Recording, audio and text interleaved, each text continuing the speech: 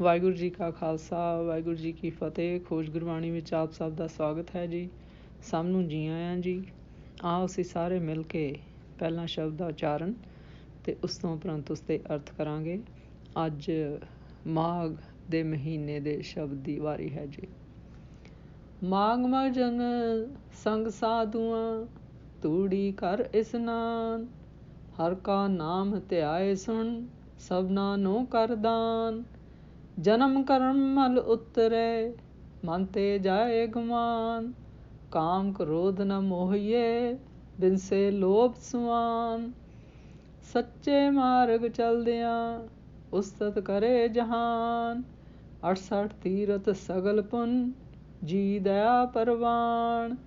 ਜਿਸਨੂੰ ਦੇਵੇ ਦਇਆ ਕਰ, ਸੋਈ ਪੁਰਖ ਸੁਜਾਨ, ਜਿੰਨਾ ਮਿਲਿਆ ਪ੍ਰਭ ਆਪਣਾ, ਨਾਨਕ ਤਿਨ ਕੁਰਬਾਨ।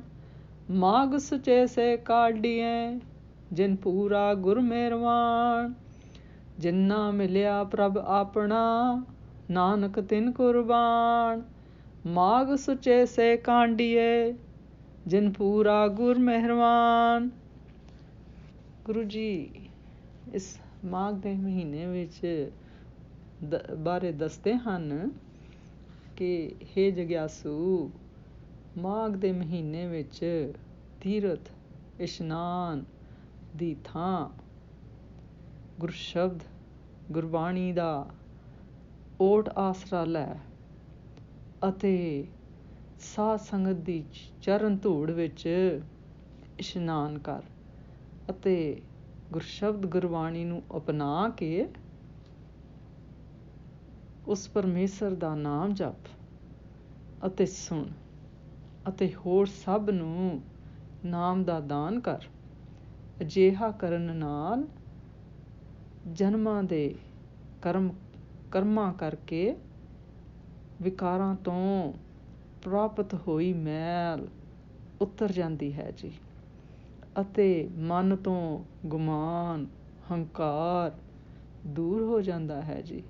ਫਿਰ ਕਾਮ ਕ੍ਰੋਧ ਨਾਲ ਮੋਇਆ ਨਹੀਂ ਜਾ ਸਕਦਾ ਜੀ ਅਤੇ ਲੋਭ ਰੂਪ ਕੁੱਤਾ ਵੀ ਨਸ਼ਟ ਹੋ ਜਾਂਦਾ ਹੈ। ਸੱਚੇ ਮਾਰਗ ਉੱਤੇ ਚੱਲਣ ਨਾਲ ਸਾਰਾ ਸੰਸਾਰ ਉਸਤਤ ਕਰਦਾ ਹੈ ਜੀ। ਫਿਰ ਗੁਰੂ ਜੀ ਕਹਿੰਦੇ ਹਨ, 68 ਤੀਰਥਾਂ ਉੱਤੇ ਕੀਤੇ ਇਸ਼ਨਾਨ ਸਾਰੇ ਪੁੰਨ ਕਰਮ ਅਤੇ ਜੀਵਾਂ ਉੱਤੇ ਦਇਆ ਕਰਨ ਦੇ ਪ੍ਰਵਾਨਿਤ ਫਲ ਕੇਵਲ ਗੁਰਸ਼ਬਦ ਗੁਰਬਾਣੀ ਦੀ ਓਟ ਆਸਰਾ ਲੈ ਕੇ ਨਾਮ ਜਪਣ ਦੁਆਰਾ ਹੀ ਪ੍ਰਾਪਤ ਹੋ ਜਾਂਦੇ ਹਨ। ਜਿਸ ਨੂੰ ਪਰਮੇਸ਼ਰ ਦਇਆ ਕਰਕੇ ਨਾਮ ਰੂਪ ਦਾਤ ਬਖਸ਼ਦਾ ਹੈ, ਉਹੀ ਗੁਰਮੁਖ ਸਿਆਣਾ ਸਮਝਿਆ ਜਾਂਦਾ ਹੈ। ਜਿਨ੍ਹਾਂ ਨੂੰ ਆਪਣੇ ਗੁਰੂ ਨੇ ਗੁਰਸ਼ਬਦ ਗੁਰਬਾਣੀ ਦੀ ਓਟ 'ਤੇ ਚੱਲਣ ਦੀ ਸਿੱਖ ਲਈ ਹੈ, ਅਪਣਾਇਆ ਹੈ, ਉਹਨਾਂ ਨੂੰ ਉਹ ਪਰਮੇਸ਼ਰ ਮਿਲ ਪੈਂਦਾ ਹੈ ਜੀ। ਉਹਨਾਂ ਨੂੰ ਪਰਮੇਸ਼ਰ ਦਾ ਹੁਕਮ ਸਮਝ ਆ ਜਾਂਦਾ ਹੈ ਜੀ। ਫਿਰ ਗੁਰੂ ਜੀ ਕਹਿੰਦੇ ਹਨ ਕਿ ਮੈਂ ਉਹਨਾਂ ਤੋਂ ਕੁਰਬਾਨ ਜਾਂਦਾ ਹਾਂ। ਮਾਘ ਦੇ ਮਹੀਨੇ ਵਿੱਚ ਉਹਨਾਂ ਨੂੰ ਹੀ ਸੁੱਚਾ ਕਿਹਾ ਜਾਂਦਾ ਹੈ, ਜਿਨ੍ਹਾਂ ਉੱਤੇ ਪੂਰਾ ਸਤਿਗੁਰ ਮਿਹਰਬਾਨ ਹੁੰਦਾ ਹੈ ਜੀ। ਭਾਵ ਉਹ ਆਪਣੀ ਵਿਕਾਰਾਂ ਵਾਲੀ ਜ਼ਿੰਦਗੀ ਛੱਡ ਕੇ ਅਤੇ ਗੁਰਸ਼ਬਦ ਗੁਰਬਾਣੀ ਦੀ ਓਟ ਆਸਰਾ ਲੈ ਕੇ ਪਰਮਾਤਮਾ ਦੇ ਹੁਕਮ ਨੂੰ ਸਮਝ ਲੈਂਦੇ ਹਨ ਜੀ। ਉਹ ਉਸ ਚੀਜ਼ ਦਾ ਇਸ਼ਨਾਨ ਕਰਦੇ ਹਨ ਜੀ ਅਤੇ ਫਿਰ ਸਤਿਗੁਰੂ ਉਹਨਾਂ 'ਤੇ ਮਿਹਰਬਾਨ ਹੁੰਦਾ ਹੈ ਜੀ। ਭਾਵ ਸਤਿਗੁਰੂ ਦੀ ਕਿਰਪਾ ਉਹਨਾਂ 'ਤੇ ਹੁੰਦੀ ਹੈ ਜੀ। ਇਸ ਸ਼ਬਦ ਦਾ ਸਾਰ ਇਸ ਤਰ੍ਹਾਂ ਕਰੀਏ, ਜਿਸ ਤਰ੍ਹਾਂ ਇਸ ਸ਼ਬਦ ਦੀ ਇਸ ਪੰਕਤੀ ਵਿੱਚ ਗੁਰੂ ਜੀ ਕਹਿੰਦੇ ਹਨ, 68 ਤੀਰਥ ਸਗਲ ਪੁੰਨ ਜਿਆ ਜੀ ਦੈ ਪ੍ਰਵਾਨ, ਭਾਵ ਆਤਮਕ ਇਸ਼ਨਾਨ ਅਤੇ ਜੀਵਾਂ ਤੇ ਦਇਆ ਕਰਨ ਵਾਲਾ ਦਾਨ ਉਸ ਮਨੁੱਖ ਨੂੰ ਮਿਲਦਾ ਹੈ ਜਿਸ ਉੱਤੇ ਪਰਮੇਸ਼ਰ ਆਪਣੀ ਕਿਰਪਾ ਕਰਦਾ ਹੈ ਜੀ। ਇਹ ਦਾਤ ਆਪਣੇ ਕੀਤੇ ਕਰਮਾਂ ਦੇ ਬਲਬੂਤੇ ਨਹੀਂ ਮਿਲਦੀ ਜੀ। ਇਹ ਗੁਰੂ ਦੇ ਹੁਕਮ ਨੂੰ ਸਮਝ ਕੇ ਉਸ 'ਤੇ ਚੱਲਣ ਨਾਲ ਹੀ ਮਿਲਦੀ ਹੈ ਜੀ। ਫਿਰ ਗੁਰੂ ਜੀ ਸਮਝਾਉਂਦੇ ਹਨ ਕਿ ਕਈ ਧਰਮਾਂ ਵਿੱਚ ਸ਼ਾਸਤਰਾਂ ਅਨੁਸਾਰ ਮਾਘ ਦੀ ਪਹਿਲੀ ਤਰੀਕ ਨੂੰ ਪ੍ਰਯਾਗ ਆਦਿ ਤੀਰਥ ਉੱਤੇ ਇਸ਼ਨਾਨ ਕਰਨਾ ਇੱਕ ਵੱਡਾ ਪੁੰਨ ਕਰਮ ਸਮਝਿਆ ਜਾਂਦਾ ਹੈ। ਪਰ ਸਾਡੇ ਸਿੱਖ ਧਰਮ ਗੁਰੂ ਗ੍ਰੰਥ ਸਾਹਿਬ ਵਿੱਚ ਤੀਰਥ ਨਾਵਣ ਜਾਓ ਤੀਰਥ ਨਾਮ ਹੈ, ਤੀਰਥ ਸ਼ਬਦ ਵਿਚਾਰ ਅੰਤਰ ਗਿਆਨ ਹੈ, 10 ਸਿਧਾਂਤ ਪ੍ਰਮਾਣਿਕ ਹੈ ਜੀ। ਭਾਵ ਅੰਦਰ ਦਾ ਤੀਰਥ ਨਹਾਣਾ ਹੈ, ਬਾਹਰ ਦਾ ਨਹੀਂ। ਅੰਦਰ ਦੀ ਮੈਲ ਭਾਵ ਆਪਣੇ ਅੰਦਰ ਦੇ ਵਿਕਾਰ, ਕਾਮ, ਕ੍ਰੋਧ, ਲੋਭ, ਮੋਹ, ਹੰਕਾਰ ਨੂੰ ਮਿਟਾਉਣਾ ਹੈ। ਫਿਰ ਗੁਰੂ ਜੀ ਕਹਿੰਦੇ ਹਨ, ਲੋਕ ਤੀਰਥਾਂ 'ਤੇ ਜਾਣ ਲਈ ਬੜੀ ਤਾਂਘ 'ਚ ਰਹਿੰਦੇ ਹਨ, ਪਰ ਤੀਰਥ ਸਾਧੂ ਦੀ ਧੂਰੀ ਨੂੰ ਉਡੀਕਦੇ ਹਨ। ਇਸ ਲਈ ਇਸ ਮਹੀਨੇ ਦੇ ਆਰੰਭ ਵਿੱਚ ਗੁਰੂ ਜੀ ਇਸ ਪੰਕਤੀ ਵਿੱਚ ਫਰਮਾਉਂਦੇ ਹਨ, ਮਾਘ ਮਜਨ ਸੰਗ ਸਾਧੂਆਂ ਧੂੜੀ ਕਰ ਇਸਨਾਨ, ਹਰ ਕਾ ਨਾਮ ਧਿਆਏ ਸੁਣ ਸਭਨਾਂ ਨੂੰ ਕਰ ਦਾਨ। ਵਾਹਿਗੁਰੂ ਜੀ ਦਾ ਗੁਰਸ਼ਬਦ ਗੁਰਬਾਣੀ ਨਾਮ ਨੂੰ ਧਿਆਉਣਾ, ਸੁਣਨਾ, ਪਰਮੇਸ਼ਰ ਦੇ ਕਮਲ ਹਿਰਦੇ ਵਿੱਚ ਵਸਾਉਣੇ, ਇਸ ਵਿੱਚ ਸਾਰੇ ਇਸ਼ਨਾਨ, ਦਾਨ, ਤਪ ਆਦਿ ਆ ਜਾਂਦੇ ਹਨ ਜੀ। ਸ੍ਰੀ ਗੁਰੂ ਅਰਜਨ ਦੇਵ ਜੀ ਦੇ ਪਵਿੱਤਰ ਵਾਕ ਹਨ, 68 ਤੀਰਥ ਸਗਲ ਪੁੰਨ ਜੀ ਦਇਆ ਪ੍ਰਵਾਨ। ਸਮਾਜਿਕ ਤੇ ਧਾਰਮਿਕ ਖੇਤਰ ਵਿੱਚ ਬੜੀ ਮਹੱਤਤਾ ਰੱਖਦੇ ਹਨ, ਪਰ ਹਰ ਇੱਕ ਮਨੁੱਖ ਦੇ ਦਇਆ ਭਾਵ ਨੂੰ ਸਮਝਣ ਤੋਂ ਅਸਮਰੱਥ ਹਨ, ਕਿਉਂਕਿ ਕਈ ਵਾਰੀ ਦਇਆ ਦੇ ਨਾਂ 'ਤੇ ਨਿਰਦੈਤਾ ਵਾਪਰਦੀ ਹੀ ਦਿਖਾਈ ਦਿੰਦੀ ਹੈ। ਅਸਲ ਵਿੱਚ ਜੀਵਨ ਨਾਮ ਦੀ ਕਣੀ ਤੇ ਕਰਨੀ ਵਾਲੇ ਮਨੁੱਖ ਦੇ ਦਇਆ ਕੀਤਿਆਂ ਹੀ ਉਹ ਮਹਾਨਤਾ ਹੁੰਦੀ ਹੈ ਜੀ।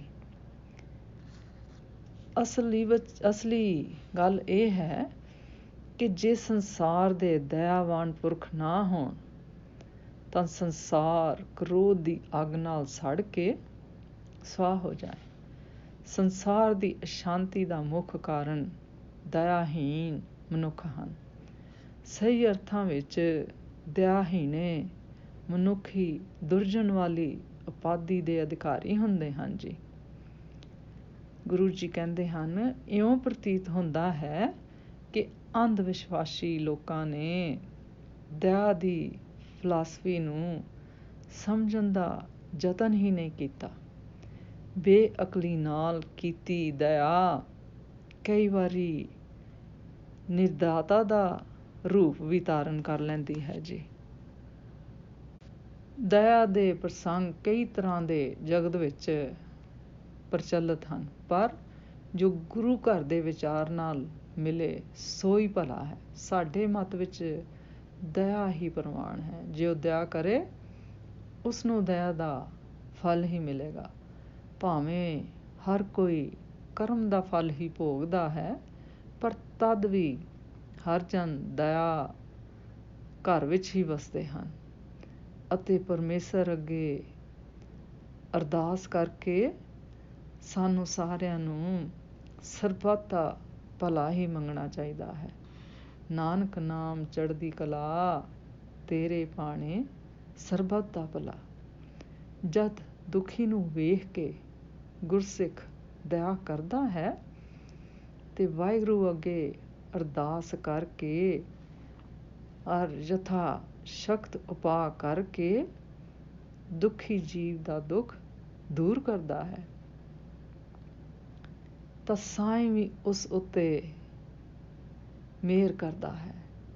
ਸਿੱਖ ਨੂੰ ਦਇਆ ਦਾ ਗਹਿਣਾ ਸੋਭਦਾ ਹੈ ਤੇ ਸਾਈਂ ਨੂੰ ਬੇਪਰਵਾਹੀ ਸੋਭਦੀ ਹੈ ਜੀ। ਸੋ ਜਿੱਥੇ ਦਇਆ ਨਹੀਂ, ਉੱਥੇ ਧਰਮ ਵੀ ਨਹੀਂ ਟਿਕਦਾ। ਪਾਪੀ ਪੁਰਸ਼ ਦਾ ਹਿਰਦਾ ਕਠੋਰ ਹੁੰਦਾ ਹੈ ਅਤੇ ਧਰਮੀ ਪੁਰਸ਼ ਦਾ ਹਿਰਦਾ ਸਦਾ ਕੋਮਲ ਹੁੰਦਾ ਹੈ ਜੀ। ਫਿਰ ਅੰਤ ਵਿੱਚ ਇਸ ਤਰ੍ਹਾਂ ਇਸ ਨੂੰ ਕਹਿ ਸਕਦੇ ਹਾਂ ਜੀ। ਸੋ ਤੱਤ ਇਹ ਹੈ ਕਿ ਜਿਹੋ ਜਿਹਾ ਕੋਈ ਬੀਜਦਾ ਹੈ ਉਸ ਦਾ ਉਹੋ ਜਿਹਾ ਫਲ ਉੱਗਦਾ ਹੈ। ਜੇ ਚੰਦਨ ਬੀਜਿਆ ਹੈ ਤਾਂ ਚੰਦਨ ਦੇ ਢਾਕ ਤੇ ਪਲਾਸ ਨੂੰ ਵੀ ਸੁਗੰਧਿਤ ਕਰ ਦਿੰਦਾ ਹੈ, ਪਰ ਜੇ ਕੰਡੇ ਬੀਜੇ ਹਨ ਤਾਂ ਕੰਡੇ ਹੀ ਚੁੱਭਣਗੇ। ਜੇ ਫੁੱਲ ਬੀਜੇ ਹਨ ਤਾਂ ਮਹਿਕਦਾਰ ਫੁੱਲਾਂ ਦੇ ਹਾਰ ਵੀ ਗਲ ਵਿੱਚ ਹੀ ਪੈਣਗੇ। ਇਸੇ ਤਰ੍ਹਾਂ ਗੁਰਸ਼ਬਦ ਗੁਰਬਾਣੀ ਦੀ ਸਿੱਖ ਦੀ ਓਟ ਲੈ ਕੇ ਜ਼ਿੰਦਗੀ ਬਤੀਤ ਕਰਦਿਆਂ ਆਪਣੇ ਕਾਮ, ਕ੍ਰੋਧ ਅਤੇ ਲੋਭ 'ਤੇ ਕਾਬੂ ਪਾ ਕੇ ਨਾਮ ਜਪ ਕੇ ਦਇਆ ਦਾ ਬੀਜ ਬੀਜਿਆ ਹੈ, ਤਾਂ ਸਦ ਦਿਆਲ ਹਰ ਟੋਲਾ ਸਤਿਗੁਰ ਨਾਲ ਸੰਪਰਕ ਬਣ ਜਾਵੇਗਾ। ਭਾਵ ਸਾਨੂੰ ਉਸ ਵਾਹਿਗੁਰੂ ਦੇ ਹੁਕਮ ਦੀ ਸਮਝ ਆ ਜਾਵੇਗੀ ਜੀ। ਫਿਰ ਆਪਣੇ ਕਰਮਾਂ ਅਨੁਸਾਰ ਦੁੱਖ ਸੁੱਖ ਭੋਗਣੇ ਪੈਂਦੇ ਹਨ। ਸਤਸੰਗਤ ਕਰਨ ਨਾਲ ਵੀ ਸੁੱਖ ਦੁੱਖ ਸੁੱਖ ਵਿੱਚ ਬਦਲ ਜਾਂਦੇ ਹਨ ਜੀ। ਅੱਜ ਦਾ ਵਿਚਾਰ ਕਰਦਿਆਂ ਮੇਰੇ ਕੋਲੋਂ ਅਨੇਕਾਂ ਭੁੱਲਾਂ ਹੋਈਆਂ ਹੋਣਗੀਆਂ, ਉਸ ਵਾਸਤੇ ਮੈਂ ਖਿਮਾ ਦੀ ਜਾਚਕ ਹਾਂ ਜੀ। ਵਾਹਿਗੁਰੂ ਜੀ ਕਾ ਖਾਲਸਾ, ਵਾਹਿਗੁਰੂ ਜੀ ਕੀ ਫਤਿਹ।